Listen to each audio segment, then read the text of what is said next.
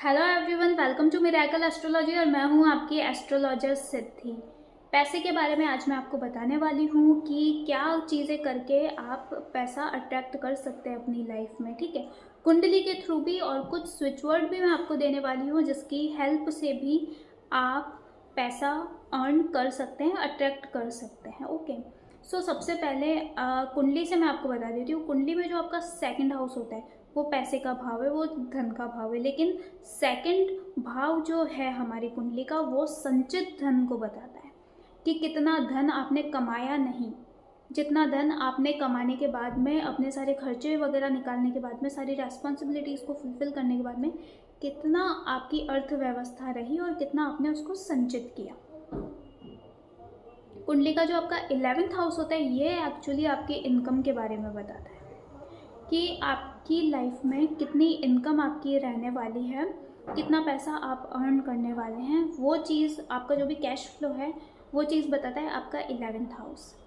तो हमको सिंपल सी 11th house की हमारी रेमेडी करनी है। 11th हाउस की सबसे पहली रेमेडी हम ये करेंगे कि 11th हाउस में आप देख लीजिए कुंडली के 11वें भाव में, जिसको लाभ भाव भी कहा जाता है, उसमें कौन सी राशि है, 1 से 12 नंबर तक कौन सी राशि है। जो भी राशि है उसके स्वामी, मैं आपको और सिंपल कर देती हूँ। जैसे अगर आपके लाभ भाव में, आपके 11वें भाव में 1 नंबर या 8 नंबर राशि है तो मंगल उसके स्वामी है। अगर 2 नंबर और 7 नंबर राशि है तो शुक्र है। 3 नंबर और 6 नंबर है तो बुध है।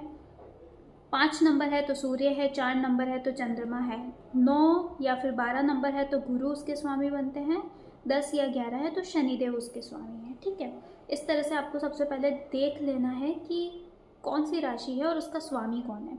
अब उसका जो भी स्वामी हो, आपको उससे रिलेटेड चीज़ें अपने पास में हमेशा कैरी करनी है। लाइक अगर सूर्य हुए तो आप केसर हमेशा अपने साथ में कैरी कीजिए।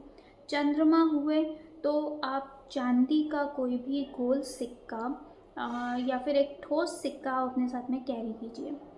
अगर उसके स्वामी बुध होते हैं तो आप ना थोड़ी सी मूंग की दाल अपने साथ में कैरी कीजिए। मूंग की दाल आप नहीं कर सकते हरे मूंग की दाल, तो आपको ग्रीन कलर का पेन अपने साथ में कैरी करना चाहिए, हर टाइम रखना चाहिए। यह आपके बुध को एक्टिवेट रखेगा।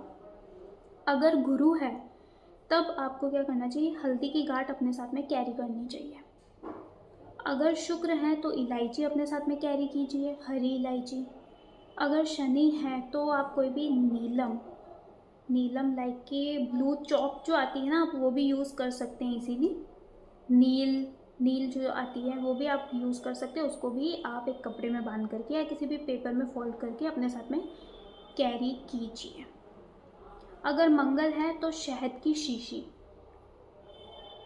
अगर मंगल है तो शहद की शीशी आप अपने साथ में कैरी कीजिए, अपनी पॉकेट में, अपने वॉलेट में, या इस तरह से आपको कैरी करना है।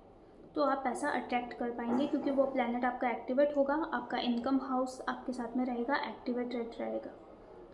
उसके अलावा स्विच वर्ड अगर मैं आपको दूं तो बहुत ही प्यारा सा स्विच वर्ड है जो कि हमारे देवता हैं कुबेर देवता, उनका है धंदाय धम।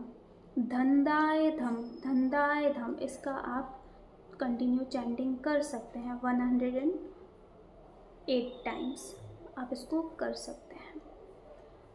इसके अलावा इंग्लिश इटालियन स्विच वर्ड्स की अगर हम बात करें तो आपको सिंपली आप चैंट कर सकते हैं रीच रीच रीच, कि पैसा आपके पास में पहुंच रहा है। ऐसा आपको इंटेंशन अपने माइंड में सेट करके रखना है और उसके साथ में आपको इसको चैंट करना है। आप स्विच वर्ड को आप कभी भी यूज़ कर सकते हैं, कभी भी आप चैंट कर सकते हैं, चलते फिरते, सोते हुए, उठते हुए, आप कैसे भी इसको चैंट कर सकते हैं। इसके कोई रूल्स एंड रेगुलेशंस नहीं है। उसके अलावा एक बहुत ही प्यारा स्विच वर्ड पैसे के लिए कि आपको एक्स्ट्रा मनी चाहिए, लाइक पैसा आ रहा है लेकिन और ज़्यादा चाहिए, और ज़्यादा किसे नहीं चाहिए होता है, तो उसके लिए bonus count, bonus count, bonus count. इनमें से जो भी आपको अच्छा लगता है, जिससे भी आप ज़्यादा अपनी एनर्जी फील कर पाते हैं, उसको आप चैंट कर सकते हैं। इसके कोई साइड इफ़ेक्ट्स नहीं है, इसके कोई रूल्स एंड रेगुलेशंस नहीं है।